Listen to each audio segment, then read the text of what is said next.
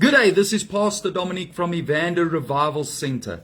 I want to speak to you today about overcoming the fear of failure. So many precious children of God are stuck. They are not able to advance into the calling or purpose that God has got for them because they are gripped by the fear of failure. We see an example of this in the parable of the talents in Matthew chapter 25. Jesus spoke about how there is a master that entrusted unto servants talents. The talent in that parable is symbolic of opportunity, gifts, a calling. And the master expected the servants to go out and work the talent so that the master might have a profit on that talent. You and I have been called to exercise our gifts, to live out our calling, to maximize our potential, not so that we can look good, but that God can get the glory. When I work the gift upon my life, I am busy working the talent that the Master has placed upon me.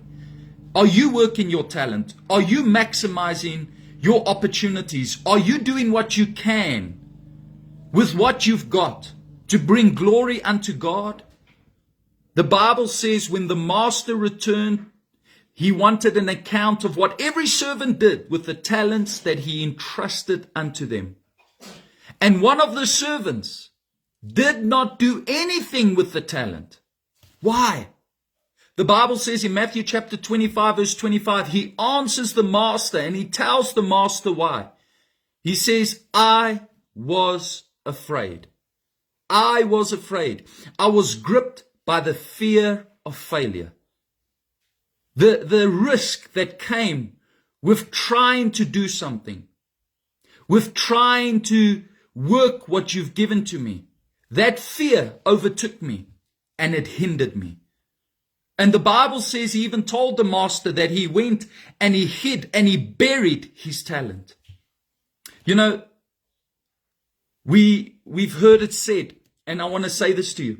The richest place on earth is not the oil fields in Saudi Arabia, and it's not the gold mines in South Africa.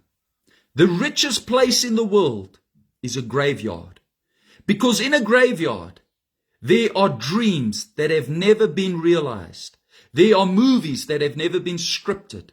There are books that have never been written. There are ministries that have never started. There are businesses that never manifested. There are gifts and callings that died along with the people that are laying in those graveyards. It's the richest place in the world. Don't bury your talent. Don't give up just because you have failed, just because things haven't turned out your way.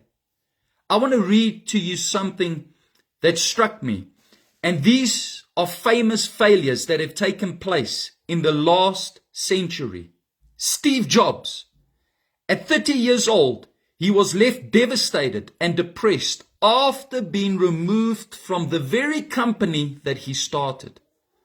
And Steve Jobs would go on and start Apple and revolutionize the digital world. But at 30, he was let go by the very company that he started. Walt Disney was fired from a newspaper. The reason? He lacked imagination and he had no original ideas. Albert Einstein wasn't able to speak until he was almost 4 years old.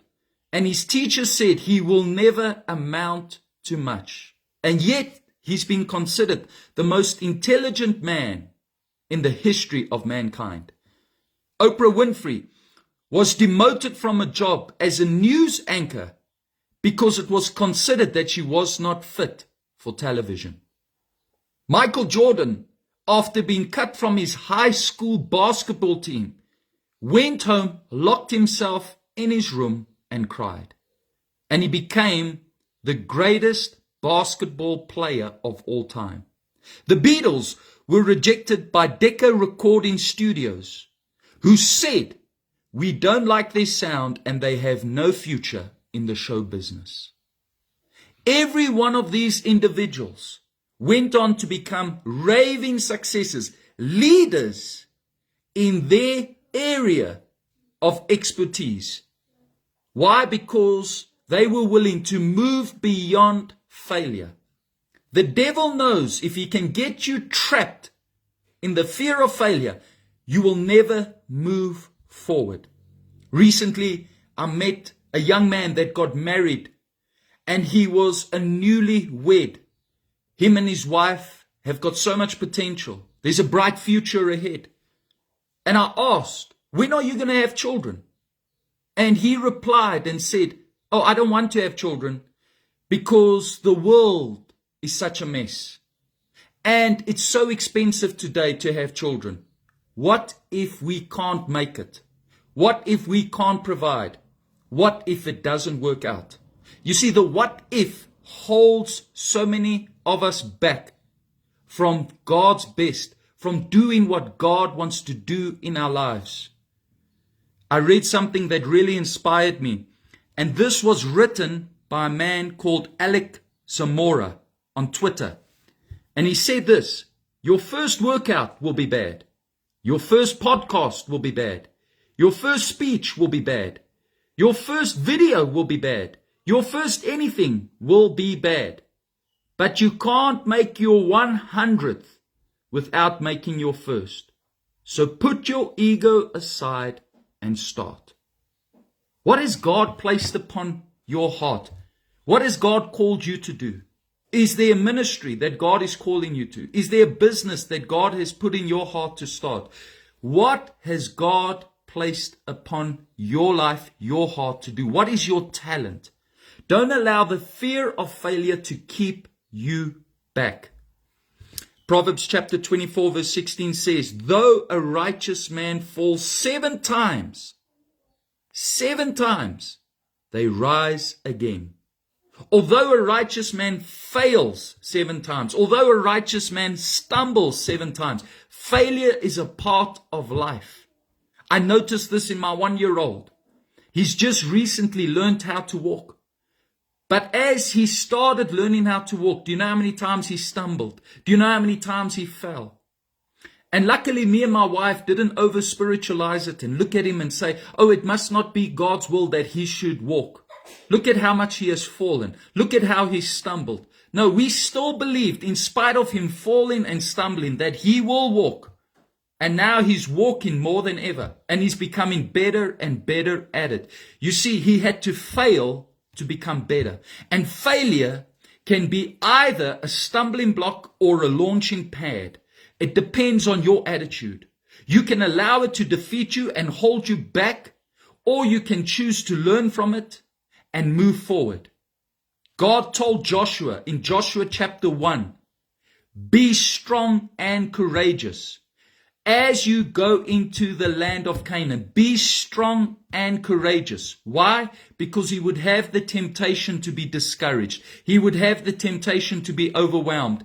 The fear of failure would grip him because he was leading the people into a place that they've never been. And God had to encourage Joshua and say, be strong and courageous. Throughout Scripture, God encourages us not to fear, but rather to keep moving forward in spite of mistakes, in spite of our faults and flaws. Rise again, believe again. God wants to do something new in your life. Isaiah 43 verse 19. All you have to do is get up and keep going. I leave you with that thought. God bless you.